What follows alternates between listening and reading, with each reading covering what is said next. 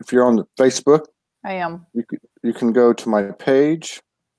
Your page, okay. And let me see where it is. It usually goes to the top of the page when the show starts. Yeah, it's there. It's at the top of the page. So you can just go in there and share it like a normal post. Okay. I'm just looking at the frequency of her is back on your post. Oh, there we go. Okay. So let me just share this. Yeah, and I'll share this. I'm going to share it out on the network while you do that. Okay. Let's see. Soulology. All right.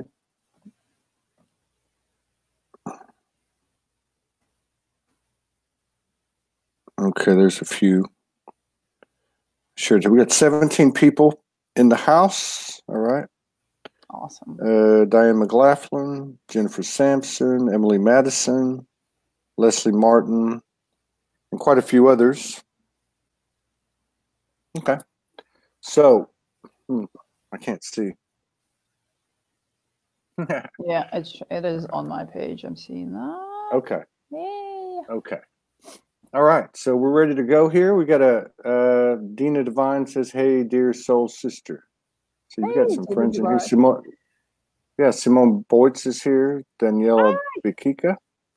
Yeah. Hey, guys. Got quite a few pumping in. Desley Lineker. Yeah. All right. So welcome to the show, everybody. This is our last show for the last few days, and I can't think of a better way to end it. We had several people that seemed to simultaneously recommend Isabella to come on. Isabella Greene. So you got some friends. Yeah. You got it? This is here. Daniela Bikika.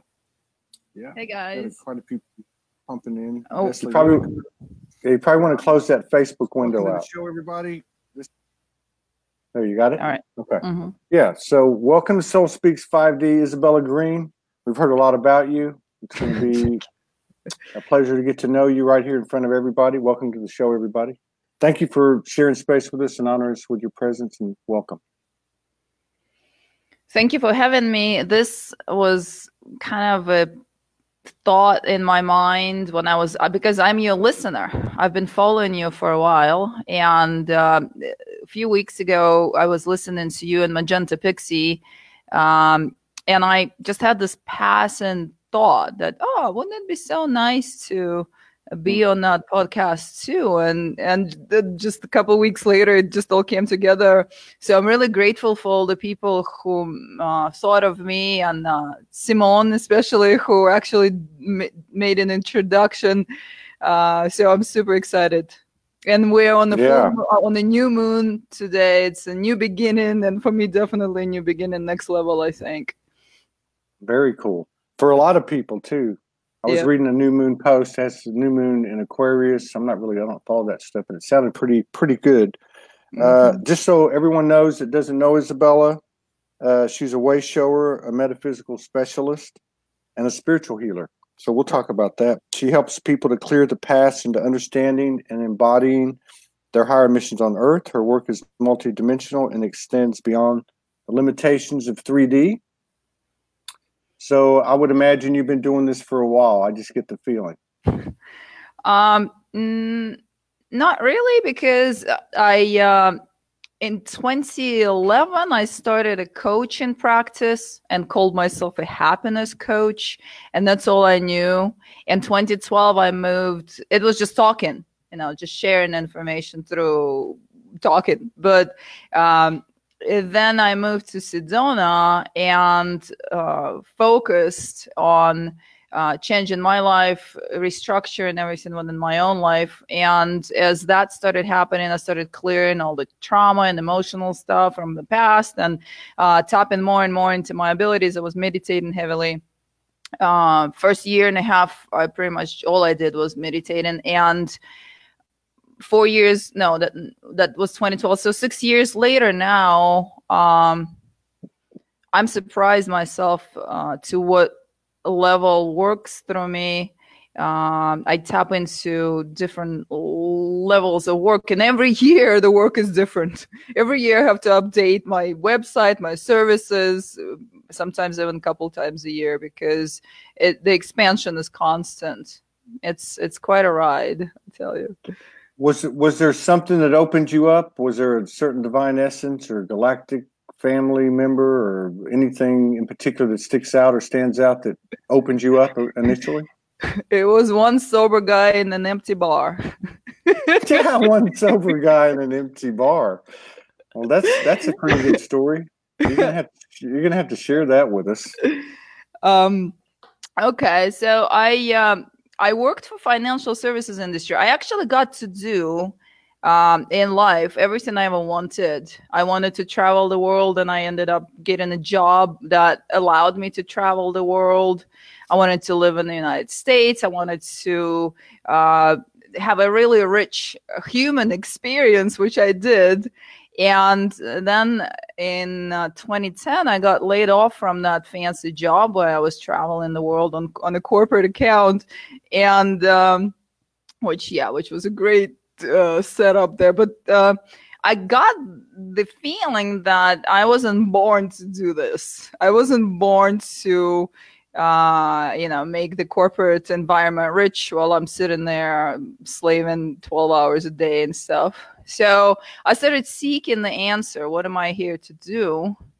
And at some point I was coming back from a yoga class, and I had this really strong feeling to go into a bar, walk back from the yoga class and stop at that specific bar. And like, I don't even drink. Why do I? But the feeling was go there and have some tea. And specific bar. I'm like, okay, specific bar. So I went there, and there was only one person in that bar. It was completely empty. They didn't have tea at all. So I ordered a water, and I'm sitting there going, all right, what am I doing? And that person kind of woke up and looked at me and said, what do you do? And, people talk when there's an empty, like, awkward space. And so I said, well, I do corporate stuff, this and that. And he's like, no, what do you do for people? And I got annoyed, actually. I said, well, who are you? Why are you asking me all these questions? And he said, because I see something in you, and this is why I'm asking you all these questions. And I started thinking, I said, well, I've always been kind of called like a muse, because I've been supporting, I was in the musical community, always around artists and musicians. And so I was always inspiring for people in some way. And also a lot of people came to me for emotional support and advice and all of that. I just naturally had that. And so I told him that, and he said, that's what you're supposed to do. And I said, I started thinking to myself, what is he talking about? And then he said, hang on a minute, I'm going to do something. And he leaned across the bar and tapped me right into the third eye. And it was like the fireworks went off. I literally just like picked up my yoga mat and walked out of there going like, yeah, what just happened? And as I'm passing him, he gives me his card, which I looked at when I got home, and the card said quantum healer or something or other. And this is how, and 2 weeks later, I was in California. So that night I couldn't sleep. I was Googling like people who inspire people, people who talk to people, who are those people? And so 2 weeks later, I was in California getting certified for life coaching work. And then it all just expanded from there. Wow. Did you ever talk to that guy again? Yeah. But it wasn't, I think that was the only purpose why he showed up in my life. I was just wondering if he ever showed up again, because was he an interdimensional shaman being or something? Oh, he's doing this work. So at that time, I had no idea what that meant, or what he was into, what he was doing, what kind of level of access he had or understanding. But now I know. Now I understand that he just had the gift of vision. And he was doing energy work and sessions at that time for people. So but it never developed into any sort of a friendship or connection. It was just kind of like, oh, hi, well, thank you, that was great. Yeah. It was an activator. So Yeah. So at that point, up to that point, had you ever even considered the third eye? You know, I had no idea. I had no idea. Yeah, I had no idea what the third eye was. When he tapped me on the forehead, I had no idea what the third eye was. So this was prior to going to Sedona, right? Yeah, that was 2 years before Sedona. And so then when you went to Sedona and you were meditating a lot, did you pick up energies? Did you start connecting with different energies? And what were they if you did? Mostly, I had to restructure my entire state of being, because I was super analytical. I was a hardcore partier. I was the New York underground rock and roller, full on, and working during the day in a corporate environment, and drinking heavily and partying heavily. And I was very sick. I was sick pretty much throughout my entire body. Every day I'd wake up and there was something more that was wrong with me. And so what I did, before I came to Sedona, I learned about Dr. Joe Dispenza's work, and I learned his style of meditation, and I was basically clearing layers and layers of my own conditioning as to change the personality, because he was always saying the new personality creates a new personal reality.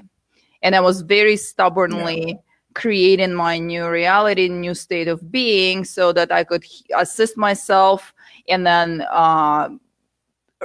get to the point where I'm reasonably clear to be assisting others. And that was my main focus for the first couple of years.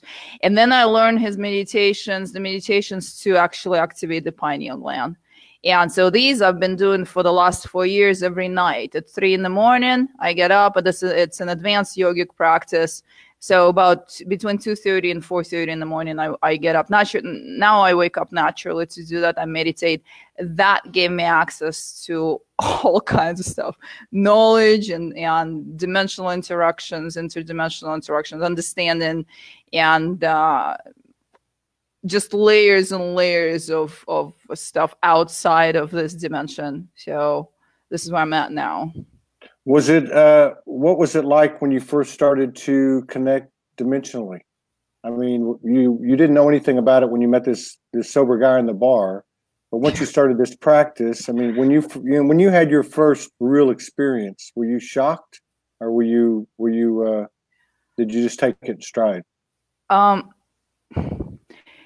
It's fascinating. It's something that is, and I'm going to speak from the perspective of someone who was a hardcore partier. So it was better than any drug I ever taken. And it was better than any induced experience I ever had. And it was so heart opening, and the level of love that you tap into is unparalleled on earth. And so it's a life-changing experience. You have one of these and you want more. And so that's what kept driving me every night. I would, at first couple of years, alarm would go off and my voice in the head would be like, oh, come on, you're so tired. And the second voice would say, hey, you got this excited ride coming up. This is what you're here for. Come on, let's do it. And so that voice always took over. Yeah, it's incredible. But I had strange experiences and abilities since I was a child. I just completely shut that all down to basically provide for my survival in the United States. You have to be reasonably together to work in corporate America and financial services industry. So I just kind of filtered out all of my magical abilities at that point. Now, did you have, did you get some clear direction as to what your life path was specifically, or just in general? And in these sessions that you were having in Dimension? You mean the guidance? Yeah, like with the guidance that you were receiving, did you get specific direction, or did you Some people talk about they just get these feelings. Other people get specific words or images and that type of thing. I knew that I was going to continue helping people. I started with coaching and it worked really well. And people were telling me, oh, what is it that you do with your hands? And I said, what do you mean? It was still in New York. And they said, when you move your hands while we're talking, I get tingles or I feel like heat waves. And I had no idea what the energy was, that I was actually moving energy as I was talking with them and stuff. And so it started coming in as I was meditating, and various experiences started coming in to facilitate expansion. Like, okay, so you can do energy work. What is energy work? So let's find out. All right, so I learned that. Next thing, can you do it remotely? Let's see. And person can feel it all the way in Australia. Wow, this is so cool. So now I can now be at home in my preferred environment and do these incredible remote energy sessions and read. And then I became aware that I can read Akashic records, what's called Akashic records, but it really, you just tap into the person's soul flow, and I can, I basically do an out-of-body experience in every session. And we get an out-of-body experience. When you get out of body, you have access to all of the information, whichever you focus on. And so I focus on people and I collect information for them about their soul journey. And then I also assist them in energetic clearings. And I recently also, I never in a million years thought I was going to do entity clearing, but now I'm doing that too. And here I'm getting very strong guidance in meditations as far as how to process each different type of spirit, how the meditations taught me how to talk to different types of spirits, how to interact with different types of spirits, how to hold a certain level of confidence, that you're not scared of the weird beings that show up, because they're all around. You see them, like the meditations. In meditation, they'll just get out of the body, and the first layer you see is lower astral. There's a whole bunch of stuffs there. Then you get the ethers, and there's a whole bunch of stuff there. And then you get to go into different cosmic spaces if you focus on that. And then you get the void, which is called the samadhi, and there's nothing there, and then everything at the same time. So yeah, that's what the meditations. But as far as guidance, I was summoned by various what's called councils. Yeah, where they would basically confirm, all right, you're doing the right thing, you're ready for expansion. And this is how the conversations were very simple in that space. I was like, you ready for another level? Yes, I am. Ching. Okay. Now do these councils, were they more identifiable with galactic star family lineage? Yes. Or yes, absolutely. Yeah. And anyone's that you identify with the most, or anyone's in particular? In my observation, it depends on where you're at yourself. Like Pleiadians would be on a very basic level when, you just open in the heart and you're learning about unconditional love. It's all about being an empath. And so the Pleiadians come in for people and interact with people and assist and guide on the beginner level of light worker experience, I believe. Then in my experience, I had that for a while. Then I had I kind of graduated that. And so I went into the Arcturian level, and this is a lot of wisdom. These were the teachers to the gods, so to speak, on Earth, and so these are highly regarded beings that are in charge of spiritual guidance in the galaxy, let's just say, right? And so that was there for a while, and I was receiving a lot of information and sharing that. And then that graduated that, and then I had an Andromedan council with like the peacemakers of the galaxy, and that was my favorite because I love that energy very much. But you still have access to all the others. It's not that you lost access to all the others, but you kind of move on. And then it just gets to the point when you tap into the space that everything is present. It doesn't have to compartmentalize itself into any specific cosmic race or type of being. Although I was just summoned for a meeting with the entire council of aspects that I've ever worked with, including my own aspects of the higher self. And that was right before the New Year's. And they said, hey, we check in functions, we check in the structure of this entire system here, we check in what kind of work is being shared. And so we're looking basically on the upgrade all across the board. To kind of like a tune-up. Yes. Yeah. Like I actually got to see the aspects that I saw that I haven't worked with for a while, and they're kind of dormant, and they were like, okay, so we can check out of here. And there's the other ones that were all right. So we are moving our functionality to a whole different level again. I have a video about that on my YouTube channel, which is very simple, IsabellaGreene.com. But that was just recent, and it blew my mind when that happened, because I got to see like the entire team that I have been connected with on that level.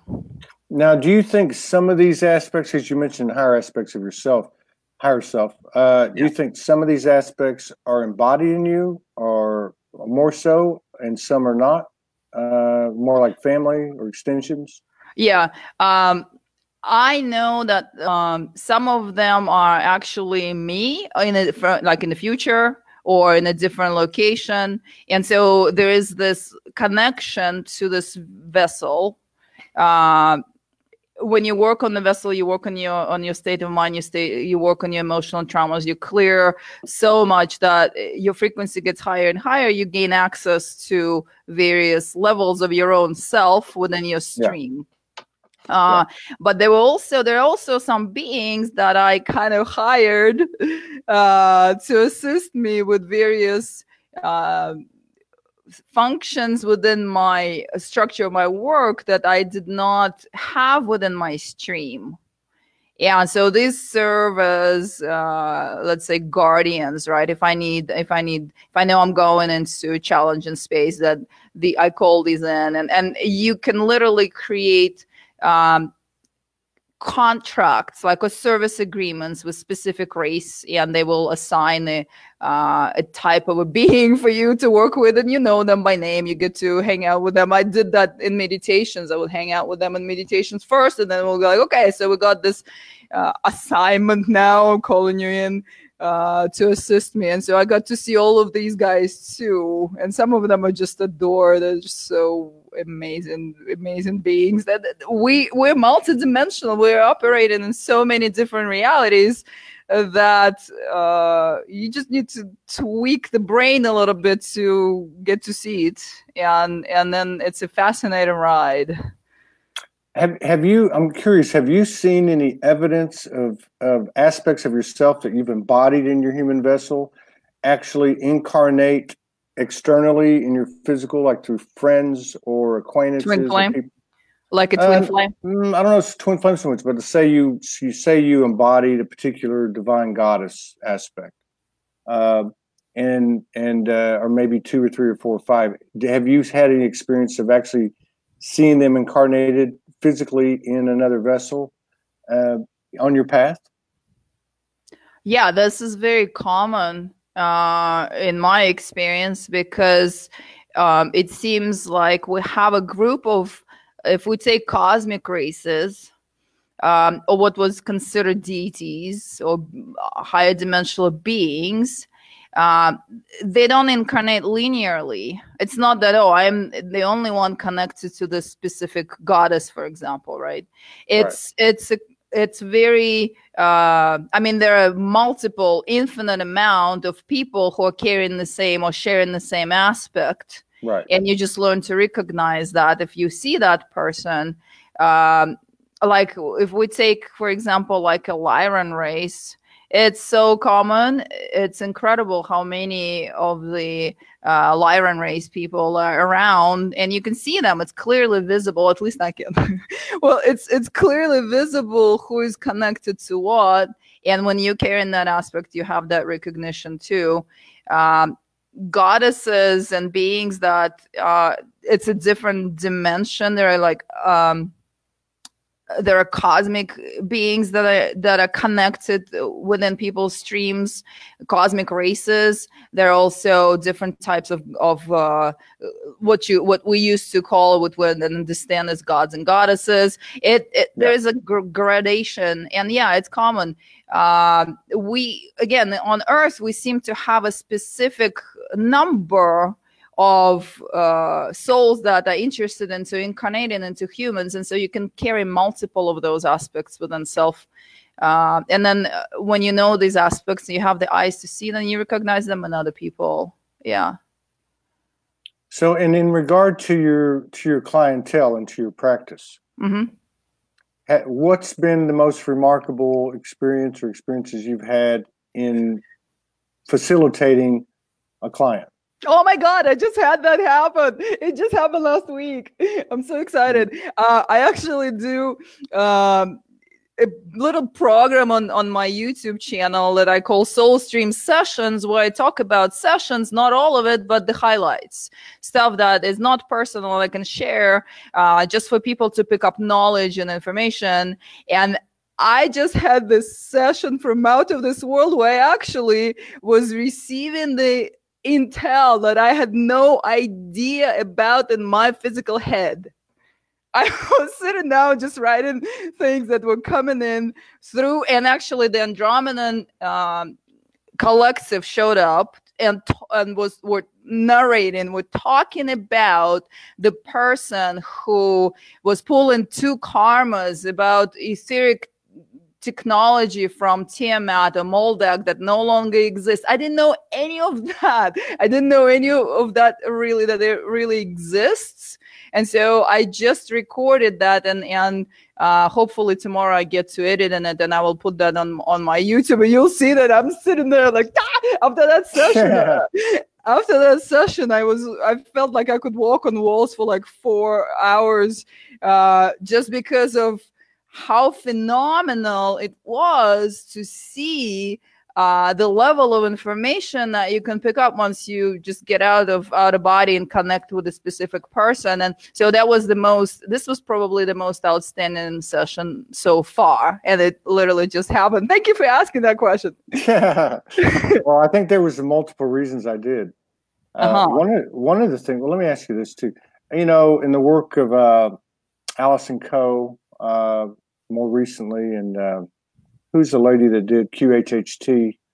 Oh, Dolores Cannon. Yeah, in that type of work, both of them kind of assimilated all of their client experiences and could kind of see a trend or patterns or even history.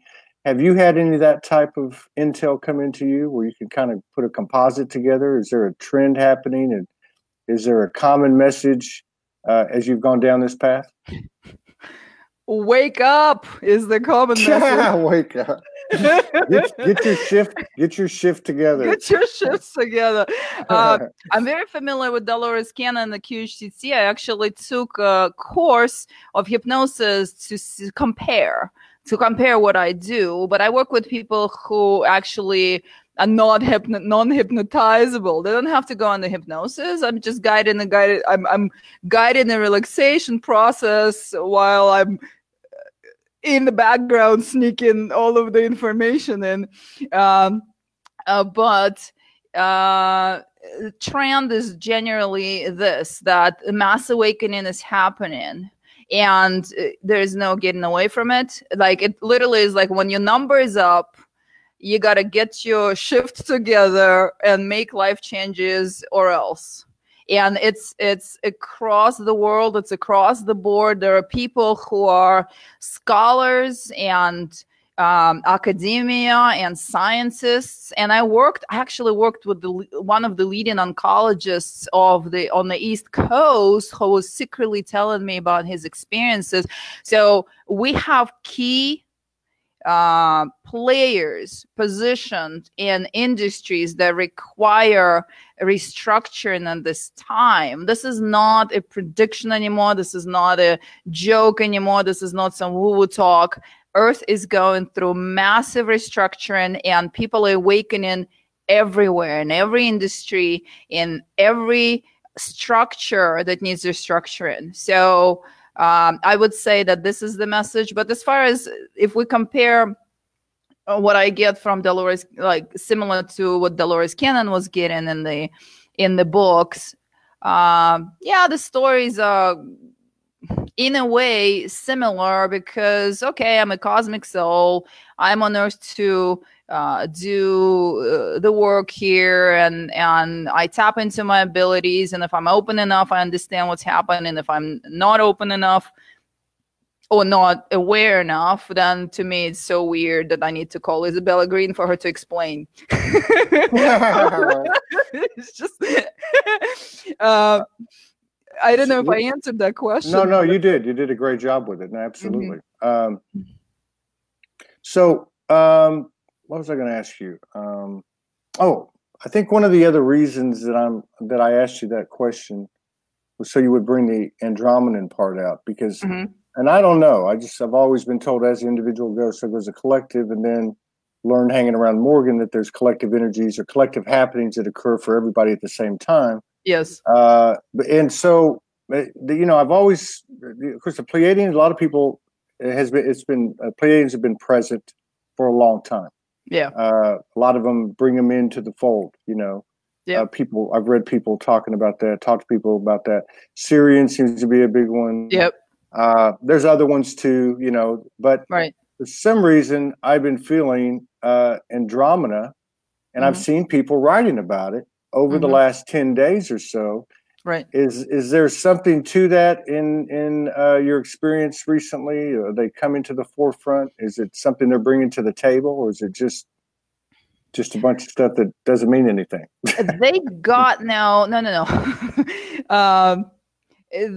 In my observation, they started coming online very strongly probably 2 years ago now, in my observation. It doesn't mean that it is the truth for the rest of the people, because some people have been connected to that collective for, I don't know, a couple decades. I don't know. But I've observed that a really high amount of people started receiving messages or activating the Andromedan aspect or connecting to Andromedan councils and interacting with Andromedan stuff, because Andromedans, I believe, here's the reason.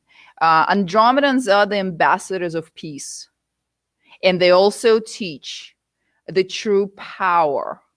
We have completely distorted the whole idea what an empowered individual is in this reality, and the Andromedans are teaching the power, the true power, which is humble, which is peace versus war, which is understanding versus what the old humanity was doing. And I think that we got the Andromedans so involved now because humanity has reached enough or the level of consciousness, or enough people in this density reached the level of consciousness that allows us to understand that message and to bring that message forth. And it goes, in my experience, it goes all across the board, like women understanding what it is, the true feminine power. Yeah. Men understanding what the true power of manhood is. Not someone who's going to go and kill at any provocation and be a good warrior, but they actually with the support of the concept of the warrior of the heart. You embody your own power. You understand that with their guidance, with that energy coming in, or within your own self, and then you influence the course of history or evolution on this planet. And so this, in my observation, has been the main interaction with the Andromedans. I think that it had to do with and I don't know enough, and I'm sure there are people on the stream that do know enough about that, but there was a lifting of a quarantine 2-3 years, something, maybe 4 ago, and this is what allowed this guidance to start coming in full on. So I am observing the Andromedans being very active, participating in the sessions, communicating, even if they're not in the person's stream per se, but they would come in as guides into the session. And like in that session I was just describing, that's going to be on YouTube hopefully tomorrow, they came in and they did the communicating with the person and sharing that, you know what, you have collected enough skill, enough understanding of power, disempowerment throughout gazillion of incarnations in 2 different places, not only on Earth, but also in Tiamat and Moldak reality. And so now we're here because you already have the skill to bring forth the true understanding of power. So I've been talking for a while here. Hopefully that's good. That's good. That's good stuff. And I just want to cite too, I love what you say about what's available in the stream of a person. You know, there seems to be something dropping away, and that's people over-identifying with a particular essence that they might connect with, which seems to be no more advantageous than sticking to a label given to us here on Earth, because we are infinite. I would have a question too. So in these sessions, when you're working with clients, especially these last few months, now are they seeing, in some cases, are they seeing and getting what you're getting? Or are they just listening? Some do and some don't. And here's how it works. I start the session with the guided relaxation, and I work on preparing the vessel, the physical form, to receive the energy. And I actually call in the higher aspect to do the activations. And so we reconnect the original blueprint of the soul, restructure the DNA and the cellular structure within one session. But after I clear everything, and so when, in this particular recent session, when that higher aspect came in to do the activation, and the Andromedans came in to actually guide the whole thing, there was 2 different things. The person saw or experienced that presence and told me that he knows that presence. He's seen it kind of vaguely show up in his meditations too. And then he's actually thought that he was connected to Andromedans, or was receiving, thinking that he was receiving guidance when in out-of-body experiences, but it was never that solid. Majority of people experience physical sensations when I'm doing the activation. The activation happens at the end of the process when I cleared the entire energy form. I look at what's in there, what we can readjust. So to prepare the vessel to be able to take this kind of energy. Then we call in the higher aspect and it starts sharing the energy with the vessel so you can anchor it in this density. People experience full body tingles, people experience heat waves, people experience visions, but not everybody. It really, I think, depends on how open each person is. That's the first part. Then I get off the phone and the person continues laying down. Very often because the aspect is there and I'm holding space, they're able to communicate with that aspect. Very often I get channeled message from the higher aspect there too. So they receive a message or channeled message directly from that collective that's working with us. And so when we get off the phone, I no longer have to speak, so I can do a full-on out-of-body experience. And this is when I interact with these beings and I receive all the questions that the client asked. And then I also do removals if there are any spirits that I need to interact with. And so the second half is what I'm experiencing, and then I talk about that in the third half of the session. It's a long process. It sounds like it. Now, so, and one of the things too, I find I find interesting about what you're saying. I believe it. It seems like all of these aspects and energies that are coming into our streams, whether they be a guide or actually in our stream, based on what you're saying, they are guides. They are there to give us information and so on. And this message that you were saying the Andromedans bring down, which is about empowerment, which is the opposite of disempowerment, and taking our power back. But that in the end of the day, we've got to do it for ourselves. The individual has to do it for himself. Absolutely. Yeah, absolutely. Almost every message that comes through is create space to listen. In almost every channel, regardless of which cosmic race we're talking to, which aspect we're talking to, if the channeled message comes in after the activation, okay, we just finished that, do you have anything to say to the client? The message comes through and they always say the same thing: create space to listen, which means go deeper into your meditative space, which means bring your frequency up, which means change your diet, which means pay attention to where the vessel is at, which means perhaps make life choices or life changes, so that you are able not only to assimilate the restructuring that just happened into your conscious awareness, but also you have access to that guidance. And the guidance comes in the form of downloads. You know, if a person is sitting there and is in high frequency and they're able to get into this deep meditative state, all of a sudden they're going to receive a bunch of information. It doesn't mean that they're going to visually observe the presence. Not everyone is visual. It doesn't mean that they're going to have a voice in their head. No, that's quite rare, actually. But you all of a sudden, because all of the communication is telepathic. It's all through the heart. It's all telepathic. So all of a sudden, you just know something new. And so if that happens in the space that you listen and write it down, because the minute you wake up in your 3D reality the next morning, it's wiped out.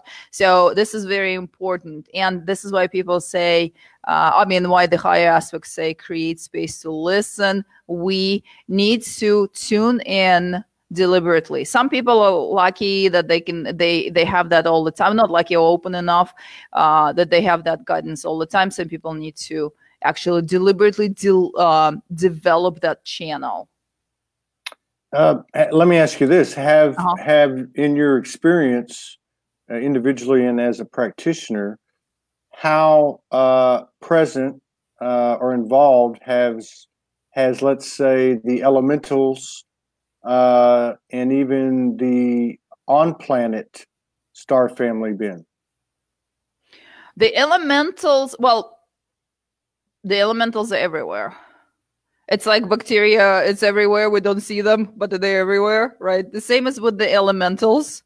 Some people are more connected to like this, let's say, fairy realm than the cosmic realm, all right? And that's where they're at. And that's either their choice or it's where they're at. And so they're interacting on that level.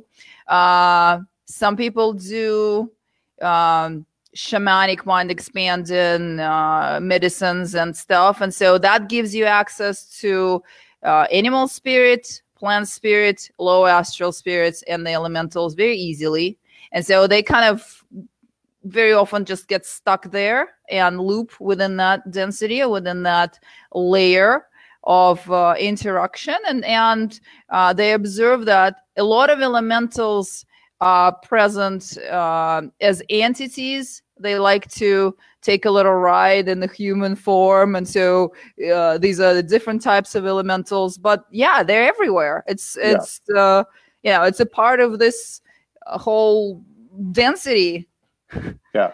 I just wondered if they had involved themselves in these sessions, because I've never really heard anybody talk about that. But that makes sense.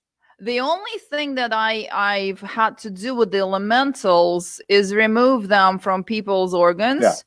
after taking, say, ayahuasca trip, or because they will populate the form and create kind of like a glass ceiling.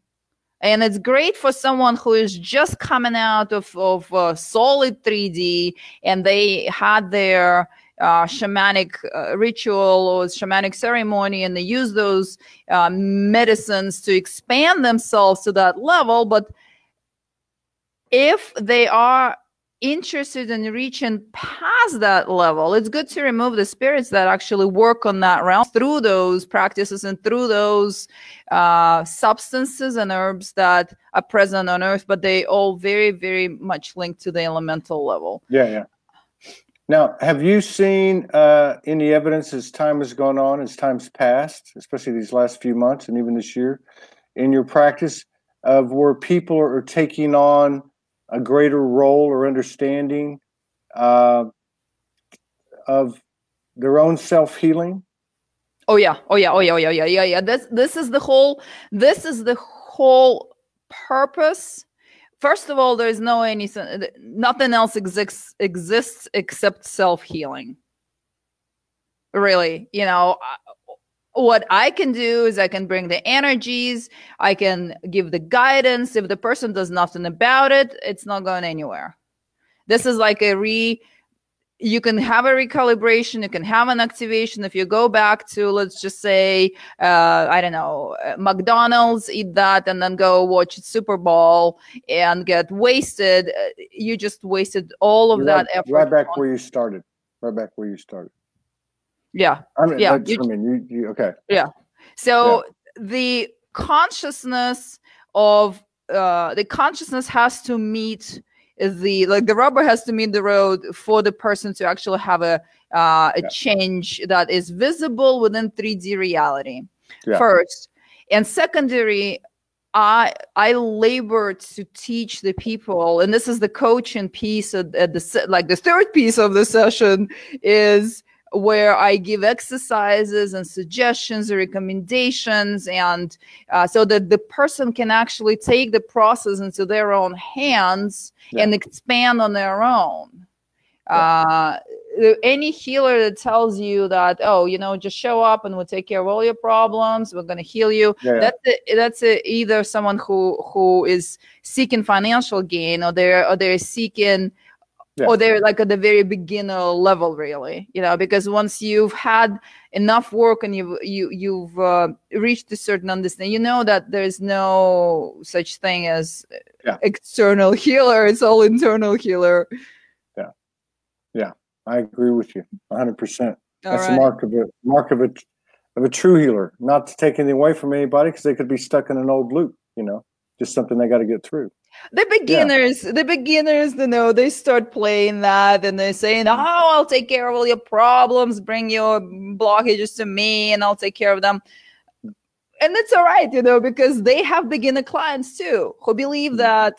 But the whole system really supports itself in a space like, I don't know, kind of like the stairway, there's one step, and there's this level of healer, this level of clientele. The healer is a little bit ahead of that clientele, and so they're going to be pulling in these people. And then there's the next level, and they're pulling in the next level of people, and that's how it works. I've been the healer of healers for a few years now, basically the people who are not really healer, but kind of more giving like an activation. You just froze there. Oh.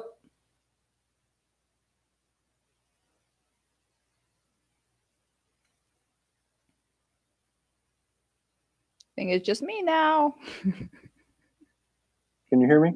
Yeah. Did I get too excited? No, it's been happening. I've watched it happen 800 shows, and it's been happening a lot lately. Yeah, it's probably because of the question I was formulating in my head. They slapped me in the head. I was going to make a joke. Okay. I was going to say, have you ever pulled up someone's higher self and they just look at you and say, "I can't get through this idiot." So now you were in Sedona a while. I'm kidding. I'm joking. It's all reverent. Hey, we have to operate, even if the human mind would think that, we have to operate from the place of unconditional acceptance of the person, where the person is at that moment of their journey. And if they don't progress, it's not our not our job. Our job to assist and just leave them where they're at. They're going to progress and meet you on the next level if that's their thing. That's right. That's exactly right. We're all on the same road. Now, you spent some time in Sedona. Yeah. And I think, if I remember correctly, you're involved with an event in Sedona coming up. Is that right? Oh yeah, the spring is going to be pretty busy here. Is this the time where I go over what my plans are? Yeah, you can. Now, where do you live now? Are you in? I moved outside of Sedona, about 45 minutes away from Sedona, which for Sedona is tremendous distance away. But I come from New York City, so it's not even halfway to Brooklyn, from Manhattan. Yeah, right. I know. I was there in September and October, and I had a really good time there. I met a lot of people. Yeah. Got to hook up. Covered a couple of events over there. I filmed some conferences. Now, but you're not too far out of Sedona now. Yeah, I have this constant, I would say, longing for being in a monastery, actually. And so, of course, I'm not going to go in a monastery in this day and time, but I created a lifestyle that is as close to that as possible. And so I rented a house on the top of the hill in the middle of nowhere. There's a desert behind my house with all kinds of wildlife. I have access to nature at all times. I have complete peace and quiet. Cell phone does not work here. All of the 5G towers, that's all far away. And I'm loving the silence and the solitude and the peace within that this living environment supports very much for me. So I'm focused on my work here. I have my little office. I have my little studio. I have my cozy living space and my fireplace right there for you guys. And I can sit on a day off. I can sit for hours motionless staring out at the desert, and I'm as happy as it gets. So that's why I moved out of Sedona. It was getting super intense there, and a lot of people know me, and so I kind of distanced myself into like this not quite modern day monastery existence. You created a little heaven on earth, I think somebody just said. That's the same thing I was thinking. Yeah. So, but I think I saw a flyer of an event that you're doing in I think March. Yes. I think Shakina's there. David Wilcock, is that one of them? Yes. This is actually in April, and this is our third Sedona Cosmic Awakening. I am a part of the group here that's called Team Light. It was created in Sedona by our captain, Rion DeRowan, and now we have Team Light Canada, Team Light Cyprus, Team Light Gaia, and the Team Light core Team Light here, Sedona. And so I'm a part of that group. And so one of our brightest Thunderbeat Devara, she had a passion in her heart to create this conference. And so finally that came together 3 years ago. This is going to be the third event, Sedona Cosmic Awakening, April 12th through 14th. This year, I was a speaker previous years as well, but this year I'm opening and going to take the people out into an open-hearted space for contact, preparing for contact meditation. And then I'm also talking about living in shared consciousness from cosmic to human, all different levels. So this is really exciting because we do have David Wilcock and one of other specialists, which I forgot now the name. So that is really exciting. I have I've been a part of the alumni speakers presenters at Sedona Yoga Festival, and also observed how that started a few years ago, 6 and 7 years ago now. And so that is actually in March 14th through 17th. I'm teaching the workshop embodying the light worker path, because I believe that we have to live what we preach. We have to be what we sharing, what we're teaching fully. And so this is my workshop. I'm going to be introducing one of my favorite teachers, incredible light sister Sandra Walter, on April 27th. She just needed an MC, and she's bringing this wonderful gathering here, the Light Tribe Gathering, the Crystalline Convergence event, and that's April 27th. So the springtime is going to be pretty exciting for me here as far as public appearances. Not that I like my peace and solitude, but once in a while come out and experience public appearances is pretty nice. Yeah, we all got to step out a little bit now, don't we? Right. It seems to be part of what's happening this year. Yeah. Well, make sure that you put all your links in the comments for anything that you want and anything you would like to get expanded some awareness on. You can send a message to me or Morgan, and we'll put it out through the network. Thank you. Well, I'd love to.